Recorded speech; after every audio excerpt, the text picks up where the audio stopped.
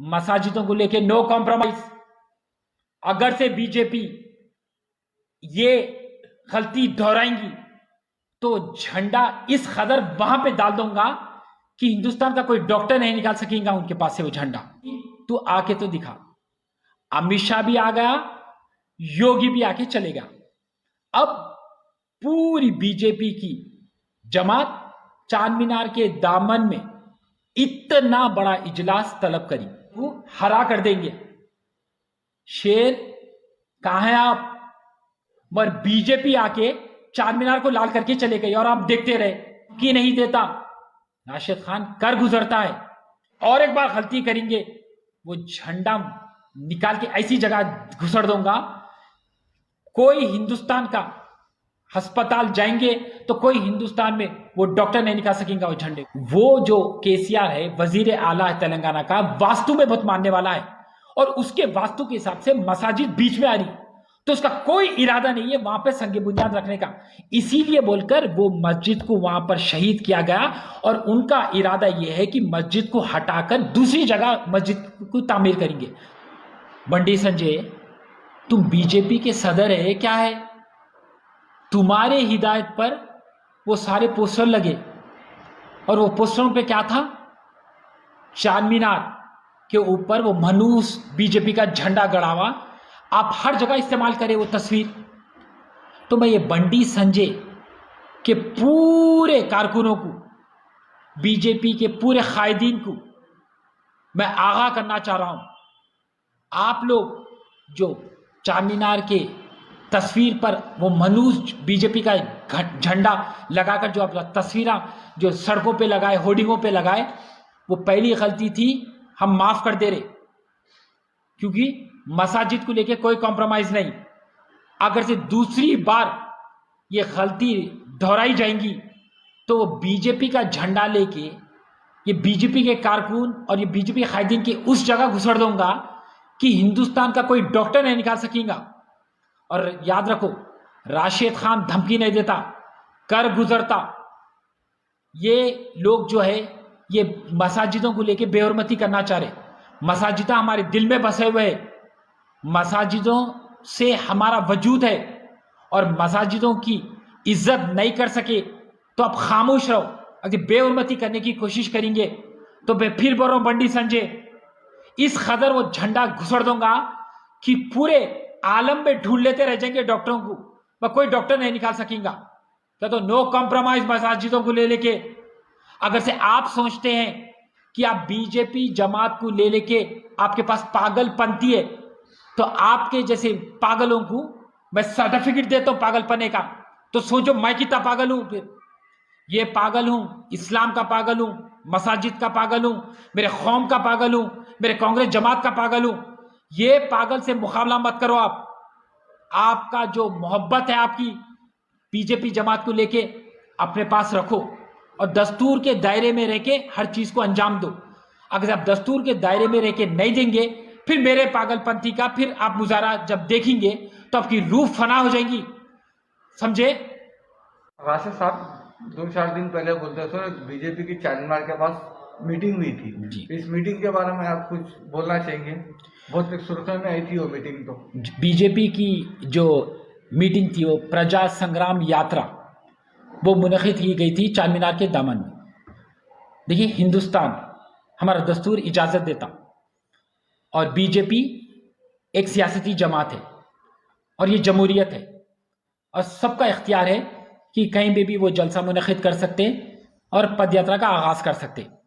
मेरा सवाल मजलिस इत्तेहादुल मुस्लिमीन के सदर असदुद्दीन ओवैसी से कि आप हर वक्त जलसों में कहते आ रहे हैं कि अमित शाह तू सरजमीन हैदराबाद में आके तो दिखा, योगी तू आके तो दिखा। अमित शाह भी आ गया, योगी भी आके चलेगा।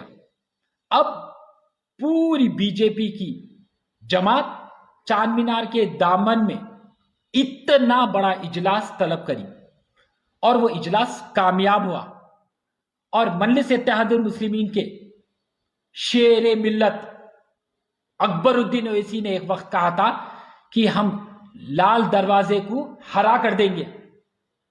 शेर कहां हैं आप? आप तो लाल दरवाजे को हरा नहीं कर सके, मगर बीजेपी आके चार मीनार को लाल करके चले गई और आप देखते रहे। तो ये मजलिस इत्तेहादुल मुस्लिमीन मैं हर वक्त कहता आया, एक छोटी जमात है। ये वो बादल है जो सिर्फ बरसते नहीं, ये गरजने वाले बादल है, कभी बरसते नहीं। हमारे मुसलमानों को यह समझना चाहिए कि ये जो छोटी जमात है बीजेपी का मुकाबला नहीं कर सकती। ये खाली मजहब को इस्तेमाल करके हिंदू मुसलमान के बीच में इंतशार पैदा करके फायदा कमाना चाहती है जमात। अगर से बीजेपी का वाकई में कोई मुकाबला कर सकती है तो कांग्रेस जमात नेशनल पार्टी है और पलटा के बीजेपी को रोक भी सकती है और पलटा के जवाब भी दे सकती है।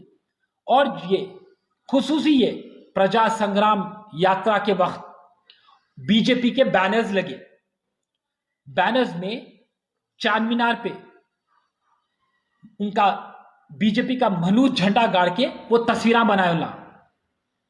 तो मैं ये बीजेपी के सारे रुकून और कायदीन से कहना चाह रहा हूं कि चार मीनार कोई इमारत नहीं है, चार मीनार हमारी मसाजिद है।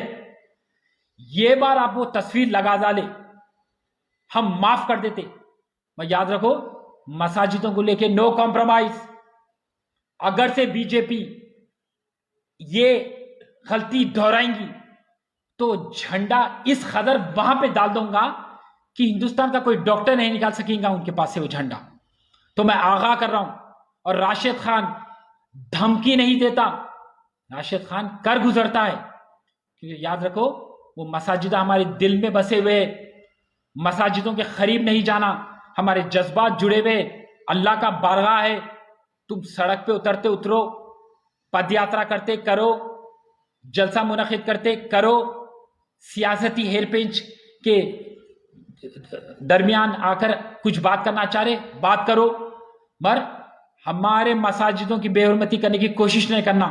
मैं फिर से दोहरा रहा हूं, वो झंडे की जिस तरह से आप झंडा तंसीब करते हुए वो तस्वीरें लगाया, अगर और एक बार गलती करेंगे वो झंडा निकाल के ऐसी जगह घुसड़ दूंगा, कोई हिंदुस्तान का अस्पताल जाएंगे तो कोई हिंदुस्तान में वो डॉक्टर नहीं निकाल सकेगा वो झंडे को।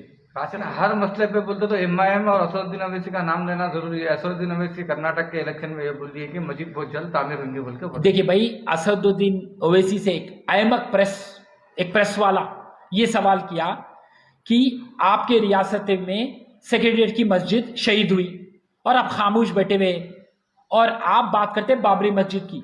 तो असदुद्दीन ओवैसी का जवाब यह है कि अकबरुद्दीन ओवैसी उसकी नुमाइंदगी करे, उन्होंने नक्शा पेश करने वाले हैं, तो वो मस्जिद जल्द से जल्द बन जाएंगी। अरे मैं असदुद्दीन साहब को एक सवाल पूछना चाह रहा हूं, अकबरुद्दीन क्या सबसे बड़े हिंदुस्तान के आर्किटेक्ट है, सिविल इंजीनियर है, अरे नक्शा पेश करे, मैं से 10 नक्शे रख सकता हूं। क्या केसीआर के पास आर्किटेक्ट नहीं है? क्या केसीआर क्या सिविल इंजीनियर्स नहीं है? नक्शा तो कोई भी सबमिट कर सकता, सामने पेश कर सकता। आपसे जो सवाल है कि मसाजिद सेक्रेटरीट का शहीद हुए और आप 1 साल तक खामोश बैठे हुए, वो खामोश बैठने की वजह बताओ बोले तो आप वो प्रेस रिपोर्टर को गुमराह करके बोले हाँ मस्जिद बन जाएंगी। 1 साल के ऊपर हो गया, मस्जिद बनी नहीं, और आप बात कर रहे बाबरी मस्जिद की। आप उस प्रेस रिपोर्टर से पूछ रहे जब बाबरी मस्जिद शहीद हुई थी वजीर आजम कौन सी जमात का था, मूर्तियां जब रखे गए बाबरी मस्जिद में कौन सी जमात के दौरे हुकूमत में रखी गई, ये सब सवाल करके आप गुमराह कर रहे। अरे आप जब कांग्रेस पे इतना निशाना तानते तो मैं बोलना चाह रहा हूं कि आप वाईएसआर के लुंगी को पकड़ के आगे बढ़ते थे ना। वाईएसआर जो कांग्रेस जमात के थे उनकी लुंगी को पकड़ के आगे बढ़ते थे। जब आपको जहन में नहीं आया कि किसके दौरे हुकूमत में बाबरी मस्जिद शहीद हुई थी, बाबरी मस्जिद में जाके मूर्तियां कौन से दौरे हुकूमत में रखे गए थे, कांग्रेस जमात मुलविस है बाबरी मस्जिद की शहादत में, उस वक्त याद नहीं आया, आज याद आ रहा।